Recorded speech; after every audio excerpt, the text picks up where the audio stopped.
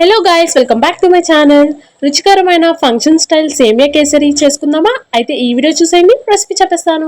ముందుగా స్టవ్ మీద ఒక గిన్నె పెట్టుకొని 3 టేబుల్ స్పూన్ నెయ్యి యాడ్ చేసుకొని మీకు ఇష్టమైన డ్రై ఫ్రూట్స్ అయితే యాడ్ చేసుకోండి. నేనైతే బాదం అలాగే పిస్తాని నానబెట్టుకొని కట్ చేసుకొని వేసుకున్నాను.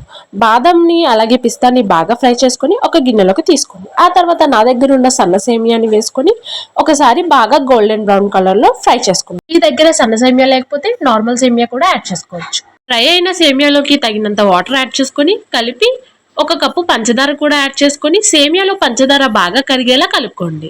తర్వాత ఫ్లేవర్ కోసం 2 ఇలాచీల్ని బాగా దంచి వేసుకోండి. ఆ తర్వాత ఈ సేమియా కేసరి మంచి కలర్ లో కనిపించడం కోసం కొంచెం ఫుడ్ కలర్ అయితే యాడ్ చేసుకోండి. ఇది కేవలం ఆప్షనల్ మాత్రమే, మీకు నచ్చకపోతే స్కిప్ చేసేయచ్చు. ఇంకా లాస్ట్ లో మనం ఫ్రై చేసి పెట్టుకున్న డ్రై ఫ్రూట్స్ ని యాడ్ చేసుకొని స్టవ్ ఆఫ్ చేసుకోండి. చల్లారాక సర్వ్ చేసుకుంటే యమ్మీ అండ్ డెలిషియస్ సేమియా కేసరి అయితే రెడీ అయిపోయినట్టే. స్కూల్ నుంచి వచ్చిన పిల్లలకి ఇది స్నాక్స్ కింద పెట్టండి, చక్కగా తినేస్తారు. మరి మీరు కూడా తప్పకుండా ట్రై చేయండి, అస్సలు వదిలిపెట్టరు.